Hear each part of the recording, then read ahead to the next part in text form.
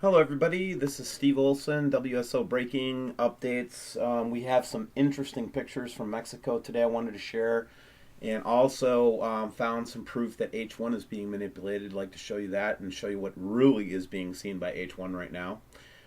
So, with that said, let's go ahead and break over to the internet here. Now, where I want to start here is in Mexico, webcams in Mexico, and I believe we're looking at, shoot, what are we looking at? Monterey. Okay, so first couple things I want you to look at here, and you're just going to be shocked by what you see, because this basically validates the refraction theory that I have. The real object is back in this area, and it is refracting this light here, and this is what's actually being seen here, and let me show you how I can prove it. Unless they took all the frames out. Here we go. See, so we still have this strange lens flare, right, with the weird, circular pattern in it. Now, watch this object. It's actually refracting off the sun and down, is what I'm thinking. Okay, so here we go. Now, this is where it gets freaky, guys. Check this out. It starts to actually take shape of what we're looking at up in there. So I have a close-up here I want to take a look at. Look at this. Look at this. Look at that. Okay, now, let's take a quick peek now at the still shot that I have of this. Okay, this is the still shot, so we can blow it up. So this is that still shot, right? Really nice and clear. Now check this out. This is on the 12th. This is today. This is this morning. That looks like some kind of a plume, doesn't it? I'm freaking out, man. That's the real deal, buddy. That's it. Very, very, very, very sobering. Okay. So furthermore, we'll just finish this one out. It disappears, as the sun goes up. Now here's the same phenomenon in Leon. Now getting a much clearer view, and I'm going to blow this up just a little bit so you can see better. But you can see that in Leon, it's the phenomenon is very clear as well. Check it out. See it right here, and you can see the chemtrails. Look at how bright and clear that is now from that, and then it just disappears up behind the either chemtrails or the atmosphere. Unbelievable. Then I wanted to take you over to Davis Station and just take a look at the last couple of hours down there, because there's some really interesting stuff going on right now in the Davis Station, and it's the stuff we've been looking at for a while. But if you're new to the channel, you've never seen it before. So check this out. So first thing you notice is there are objects appearing in different places, but primarily in this area. But watch the middle. See that? This one right here. That is the same object I believe we are looking at from those two webcams in Mexico. But we also have other objects now starting to appear in the Davis webcam that we didn't see before, and a red iron oxide, what I think is a red iron oxide cloud. So many people say, well, why aren't amateur astronomers capturing it? Well, why do you think Dr. Harrington, the Naval Observatory chief who died back in the 90s, the one who had to actually go to Antarctica to see it, what makes you think that amateur astronomers can look from the bottom of the Earth to see stuff coming up? Whose crazy idea was that? They had to actually build special, places to view it from. So anyway, here we're looking at it straight down from the bottom of our planet, and that's why it's coming up to us, and we can see it. So here we go again. This is the red cloud around what I think is a dwarf star or potentially a planet. One of these is a star for sure. This one actually will have wings on it. You'll see here in a second. Now here again, I want to notice some of these other objects up in this area. These are all new. So in other words, it shows the approaching the planet. And then again, I wanted to point out this really weird triangle down here. And then also we're starting to see some artificial type cloud activity over on the side too. So notice that. Unbelievable stuff, man. Guys, look at this. This is just crazy.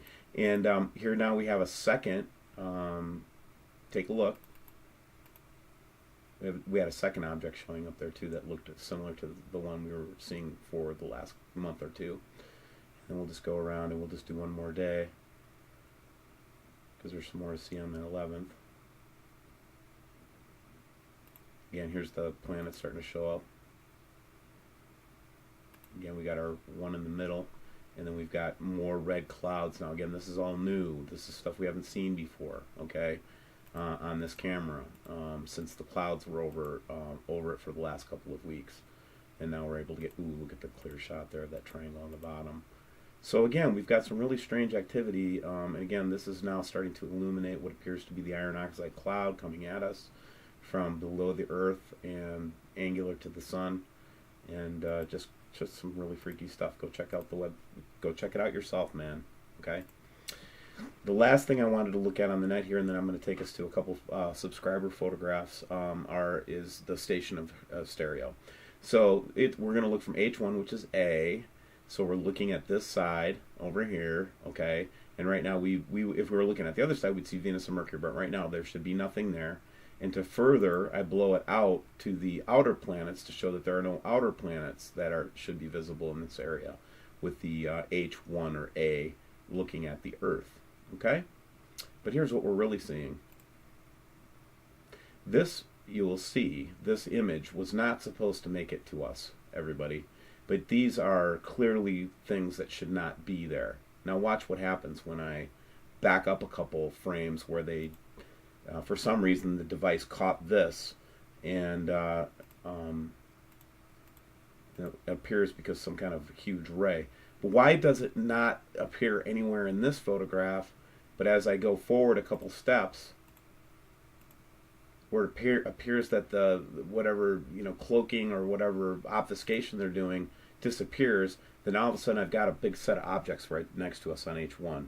Go check it out yourself. Hopefully they leave it up. All right, now let's go to some subscriber photographs. And again, I'm going through a lot of material really fast. Let's start with, again, the one from Mexico.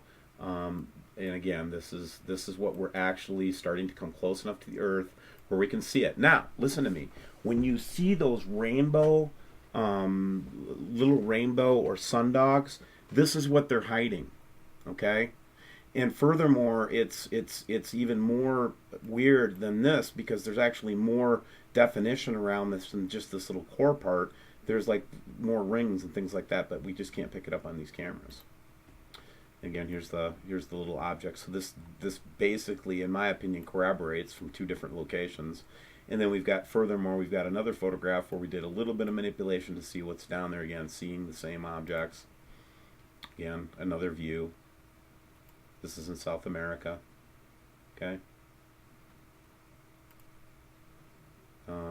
Just, again, this is that planetary thing that we keep seeing, either a reflection of, or it's actually right above, blocking sun rays. This is from Tel Aviv, just showing the red clouds. Go back and look at my red cloud video if you're wondering why I like to show red clouds. It's not just because I think they're pretty, by the way. This is just from yesterday. Somebody caught another picture of this little weird orb. Now, this one was sent to me specifically for the sun, for the refraction. So here's this object down in here somewhere, and it's refracting off the sun, right? That's what's happening, and that's why you get these weird weird flares. And this looks like the same configuration of objects that we've been looking at. So yeah, right? And then here again, here's that sundog, which is really that little thing, in there that we talked about. This is from, I think, Alberta, Fayetteville, Jacksonville, Florida. We actually see, I don't know if this is actually the orb happy face thing that we see from the all sky cams. So, oh yeah, and then this is just the recent one that I had as a thumbnail for a recent interview with Mark from Australia, and this is these are actually the red kind of clouds in the telescope view of the objects as they're approaching the Earth. And then this one was from over South Africa, right? We're over South Africa, so we're looking at the same basic direction, and there we've got one of the orbs or planets.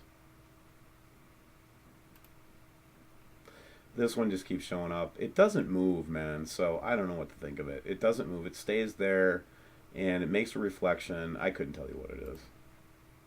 This is the one we get from Italy every so often. I mean, we're hoping that it's just some kind of a weird anomaly, but doesn't it look like a planet or something? I'm not saying it is. I just think it's weird.